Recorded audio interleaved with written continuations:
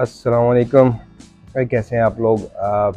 आज जो मैं सीरीज स्टार्ट कर रहा हूँ this is specifically for fresh developers, students जो फर्स्ट टाइम नए नए आए होते हैं सॉफ्टवेयर डेवलपमेंट में, या अभी यूनिवर्सिटी में पढ़ रहे होते हैं, या डेवलपमेंट अभी स्टार्ट कर रहे होते हैं। ऑल द वे जिनका 1 डेढ़ 2 साल का एक्सपीरियंस भी हो चुका है, इवन उनके लिए भी ये वीडियो काफ़ी करामद होगी।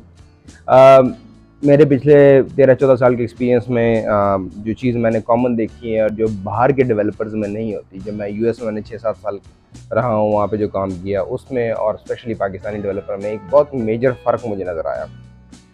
और वो ये था कि हमारे यहाँ डेवलपर्स की का जो फोकस होता है वो फोकस होता है उनका दो चीज़ों के ऊपर।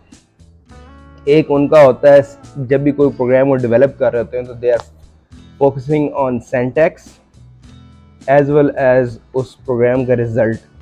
अब इन दो चीज़ों के साथ एक प्रॉब्लम है। अब आई एम नॉट सेइंग कि सिंटैक्स इंपॉर्टेंट नहीं है या उसका रिजल्ट इंपॉर्टेंट नहीं है, कोई भी सॉफ्टवेयर आप डेवलप कर रहे हो तो उसका रिजल्ट भी इक्वली इंपॉर्टेंट होता है। बट द थिंग इज़ कि मैं अगर कहीं पे कोई एक प्रोडक्शन स्टैंडर्ड का कोड लिखना चाह रहा हूँ तो उसमें एक चीज़ जो सबसे इम्पॉर्टेंट होती है वो ये होती है कि आया वो एक ही रिज़ल्ट मैं 10 डिफरेंट तरीक़ों से सॉफ्टवेयर में किसी भी प्रोग्रामिंग लैंग्वेज में उसको प्रोग्राम कर सकता हूँ। उसमें 10 डिफरेंट तरीके से लॉजिक हो सकती है, उसके डिफरेंट पैटर्न हो सकते हैं, और उन सारों तरीक़ों से रिज़ल्ट सेम ही आएगा। बट द डिफरेंस जो मेन उसमें पड़ता है वो तब पड़ता है कि आपको ये पता हो कि आपने कब सबसे बेस्ट पॉसिबल ऑप्शन यूज़ किया है फॉर दैट स्पेसिफिक जो भी रिक्वायरमेंट है। अब उससे पहले जब ये आप आइडेंटिफाई करते हैं, उससे पहले 3 चीज़ें हैं जो ज़रूरी हैं, जिसको समझना अगर हमारे डेवलपर को साइड पे फोकस हो तो वो उसको बहुत बेहतर तरीके से कर सकता है। अब अगर मैं उन 3 चीज़ों को डिफाइन करने की कोशिश करूँ, प्रोग्रामिंग या कोडिंग पैटर्न्स होते हैं, और इन कोडिंग पैटर्न्स के ऊपर जो हमारा फ्रेश डेवलपर्स जितने भी हमारे होते हैं उनका फोकस बिल्कुल नहीं होता। They don't even see what is programming pattern, they don't even understand. और मेरा नहीं ख्याल कि कोई शायद हमारी यूनिवर्सिटी में इसके ऊपर कोई डेडिकेटेड कोर्स भी पढ़ाया जाए जिसमें ये समझाया जाए कि जी आपको प्रोग्रामिंग पैटर्न किस तरह सेट करने होते हैं, या प्रोग्रामिंग स्टैंडर्ड्स जिसको हम कह सकते हैं वो किस तरह सेट करने होते हैं। चीज़ें स्टैंडर्डाइज तरीके से होनी चाहिए, कहाँ पे किस तरह की वैल्यूज़ यूज़ होंगी। तो एक number 1 thing which is missing जो हमारे प्रोग्रामर जिस पे फोकस नहीं करते इज़ प्रोग्रामिंग पैटर्न पे फोकस नहीं होता। उसके बाद सेकेंडली जो चीज़, अगर आप किसी भी फ्रेश डेवलपर को कह दें कि अच्छा यार, मैं बड़ी बेसिक एग्जांपल उठा रहा हूँ, जैसे हम नए नए सी लैंग्वेज को कर रहे थे तो हमें कहा जी कैलकुलेटर बना दें।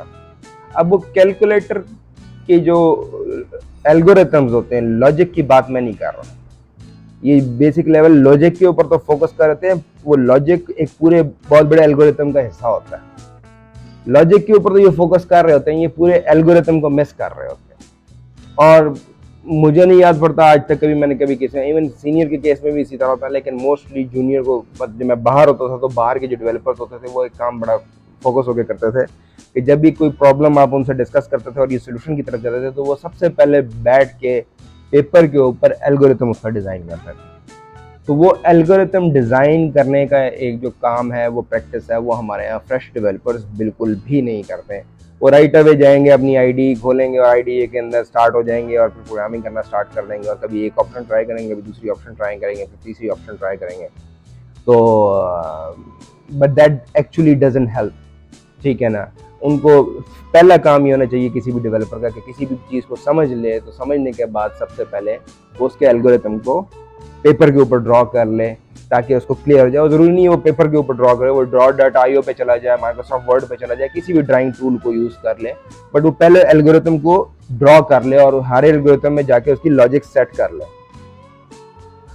तो वो बहुत अच्छे तरीके से प्रोग्रामिंग हो जाती है। तीसरा इसमें जो मेजर फैक्टर जो चीज़ हम भूल जाते हैं, और इसी डिज़ाइनिंग पैटर्न से, डेवलपमेंट पैटर्न से आप एक जर्नी स्टार्ट होगी, and then you go towards algorithms, and from algorithms you go into data types. Data types को just because by stroke of practice तो शायद समझ लेते हैं, बट कॉन्सेप्ट वाइज मिस कर जाते हैं।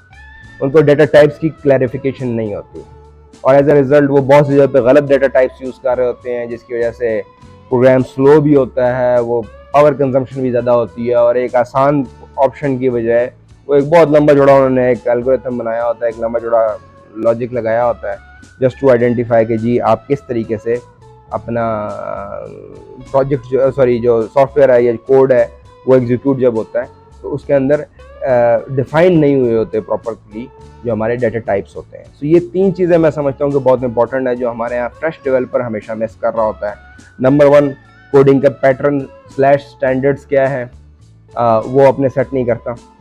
नंबर 2, वो ये नहीं सेट कर रहा होता कि एल्गोरिथम कहीं पे डिफाइन नहीं कर रहा होता, एल्गोरिथम को प्रॉपर्ली ड्रॉ बैठ के नहीं करता, उसको एक बर्ड्स आई व्यू में नहीं देखता, वो बहुत फोकस होके फंक्शन से फंक्शन लेवल पे जाके उसको देख रहा होता है, लॉजिक टू लॉजिक लेवल देख रहा होता है, बट वो मिस कर जाता है एक बर्ड्स आई व्यू, जिसकी वजह से उसको बाद में प्रॉब्लम होती है। और उसकी वजह से एक और बहुत बड़ा काम होता है कि बहुत सारी जगह पे उसने एक ऐसा कोड लिखा होता है जो यूजलेस होता है, वो किसी काम का नहीं होता, किसी की ज़रूरत नहीं होती उसकी। सो दूसरे नंबर पे आपको एल्गोरिथम प्रॉपर्ली बनाना आना चाहिए और उसके ऊपर आप प्रैक्टिस करें। इसमें एक चीज़ मैं अक्सर ऐड करता हूँ, फ्रेश डेवलपर्स होते हैं तो हम सारे लोग बैठ के गूगल करते हैं, कभी गिटहब पे जाके कोई कोड का पीस उठा लिया, कभी कहीं से आपने स्टैक ओवरफ्लो से उठा लिया, दैट्स परफेक्टली फाइन। जब आप वहाँ से वो कोड उठाते हैं ना, तो कोड उठाने के बाद पहले उसका लॉजिक, उसका एल्गोरिथम सारा का सारा एक दफ़ा डिफाइन कर लें and see if it fits into your algorithm. जो आपने एल्गोरिथम डिफाइन किया है, आया ये उसके अंदर फिट होता है या नहीं होता। सिर्फ वहां से आप कोड वहां से उठा के कॉपी पेस्ट या उसको अपने हिसाब से मॉडिफाई करके ना यूज किया करें, दैट ऑल्सो कॉजेज प्रॉब्लम, क्योंकि उसमें बहुत सारी हिडन लॉजिक्स होती हैं जो आप मिस कर रहे होते हैं बिकॉज आपने उसको प्रॉपरली एल्गोरिथम के पॉइंट ऑफ व्यू से डिफाइन नहीं किया होता। And last part which I am saying is कि डेटा टाइप्स को आइडेंटिफाई करें, उसको समझें एंड सी के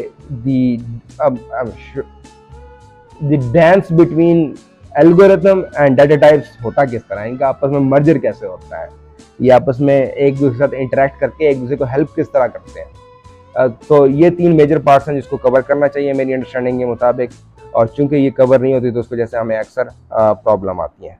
थैंक यू।